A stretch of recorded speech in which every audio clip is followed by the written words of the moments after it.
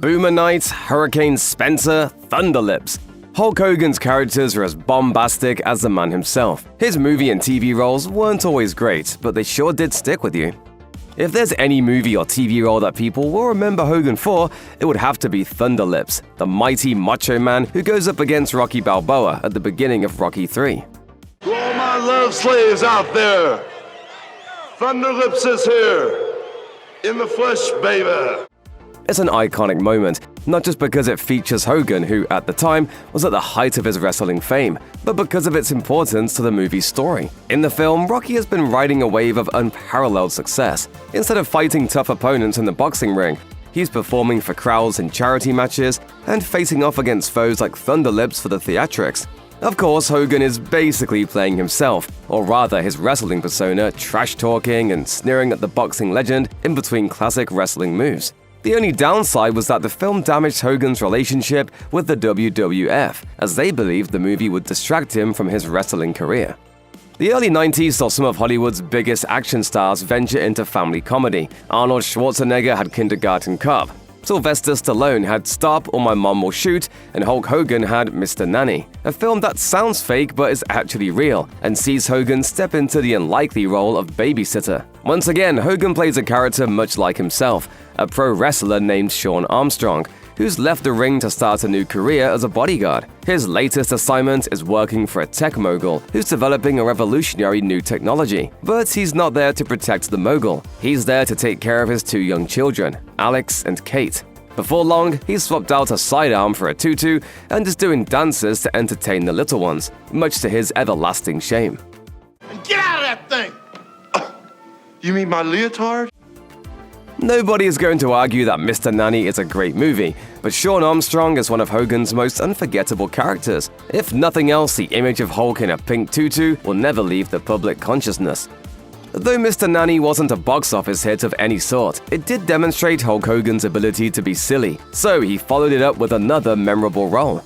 This time he played Santa Claus, but with muscles, in Santa with Muscles. If there was ever a movie where the title told you all you needed to know, this is it. Because that's essentially all it is. A showcase for the brawny Hulk Hogan to play a Christmas hero. A goofy family comedy, Santa with Muscles might legitimately be among Hogan's most memorable movies, with Santa as one of his most memorable roles. His real name in the film is Blake Thorne, an unscrupulous sort who's on the run from police and hides in costume as a mall Santa. Thorne gets bonked on the head, and because it's a movie, that means he gets amnesia and quickly comes to believe that he's the real jolly old Saint Nick. Santa? Are you sure? Hey, who's the one who got hit on the head, huh? Sorry about that, Chief. A variety of hijinks occur, and in the end, everyone but the film's villain lives happily ever after. It was only one episode, but Hogan made an impact with a guest starring role in an episode of Walker, Texas Ranger in 2001. The series was one of the 90s most memorable adventure shows, and putting Chuck Norris and Hogan together was a recipe for success. The episode is Division Street, which aired during the show's 9th season. Hogan appears as Boomer Knight, an ex-con who was locked up by Walker and is now trying to make up for his past. You're doing a good thing here, Boomer. We'll have a lot to make up for. With a lot to make up for, Boomer decides the best way to make amends for his previous life as a racist criminal is to open a Christian youth center in the hopes that he can help guide youngsters away from a life of violence.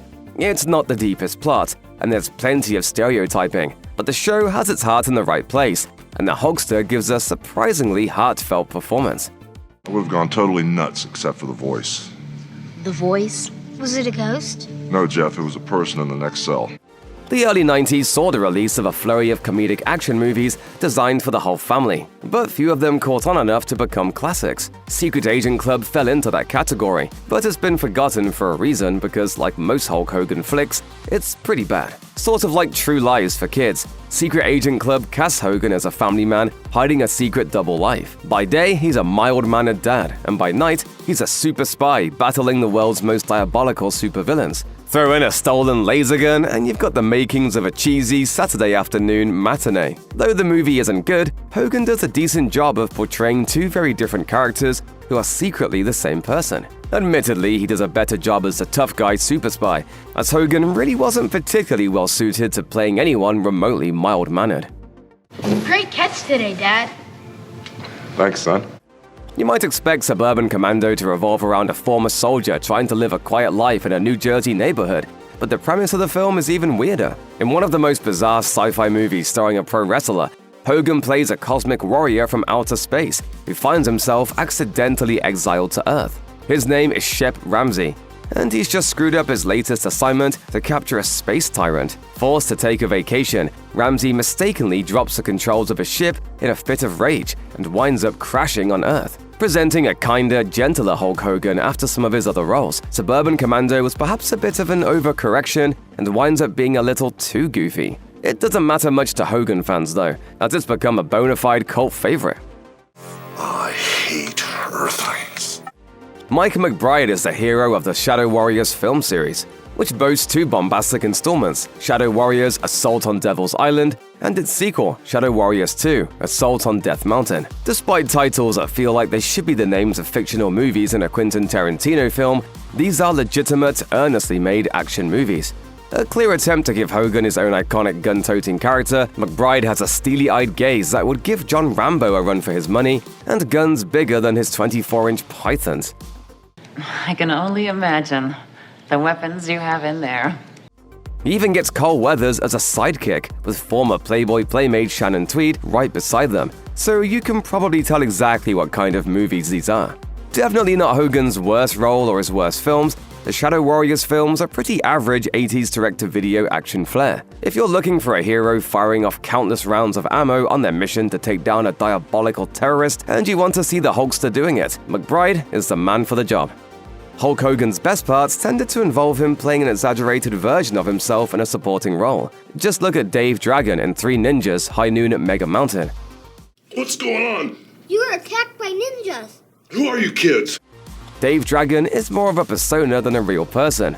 A fictional character in the world of Three Ninjas, he's the onstage identity of the host of a children's TV show called Dave Dragon and the Star Force 5. When the three young heroes of the film take a trip to Six Flags amusement park, they meet Dragon during a celebrity signing that goes disastrously wrong. This is due to a supervillain named Medusa, who attempts an armed takeover of Six Flags, leaving it up to the kids, teaming up with their TV hero Dave Dragon, of course, to stop her. Hogan's presence makes the threequel pretty fun, even if it does have a 0% score on Rotten Tomatoes. Hogan never had much success leading his own action movies, but he never let his failure get him down.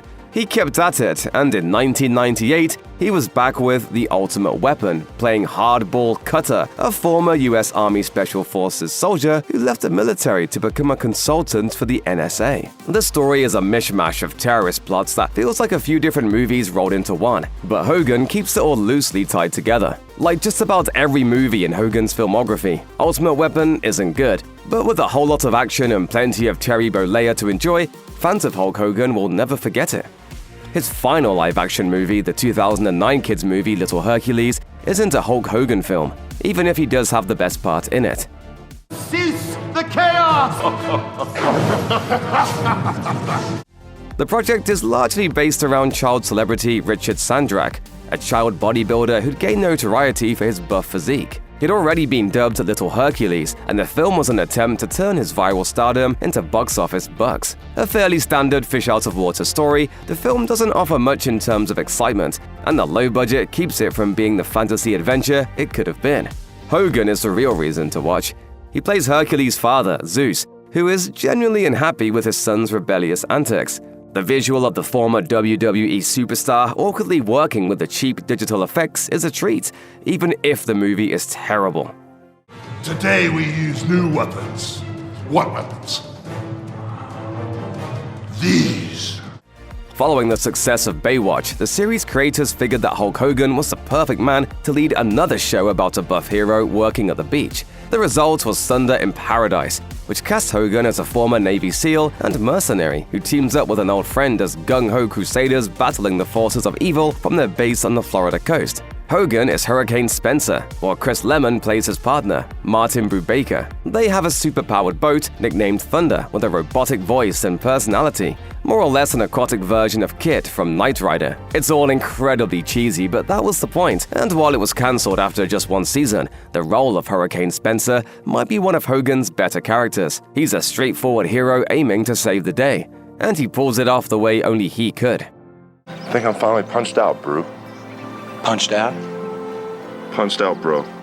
Following his falling out with WWF brass over his role in Rocky III, Hulk Hogan stayed away from Hollywood for a while. That all changed in 1989 though, when the Pro Wrestling League teamed up with Hogan to produce No Holds Barred, an action movie that they hoped would make the sport more popular. The result is a bloody, brutal foray into the world of pro wrestling, with Hogan playing a fictional character named Rip Thomas. While the critics bashed the film, Hogan fans couldn't have asked for anything more. His bombastic personality is on full display, with Rip even sporting a Hulkster-like headband with his character's catchphrase on it. We can talk all day about Hogan's most famous roles and how the better ones are usually when he's playing an exaggerated version of himself, but the reality is, his most unforgettable character is Hulk Hogan. Because of this, he has a whole slew of TV and movie appearances where he cameoed as himself. Oh my god, it's Hulk Hogan! Since it's a role he was born to play, Hulk Hogan playing Hulk Hogan is always a treat. It doesn't matter if it's a walk-on part like in Muppets from Space, or a full-on guest appearance where he plays a bigger role in the story, such as his 2-episode stint on the A-Team. While most of his own films weren't hits, Hogan managed to rack up appearances in some of the most popular shows and movie franchises. Do you think the Grimsters can stand up to the Hulkster? Well, if I were you, I'd run the rest of Gremlins too, right now! Hogan's final role as himself was in an episode of The Goldbergs, which, set in the 1980s, allowed him to play himself in the prime of his career, when the kids go to WrestleMania.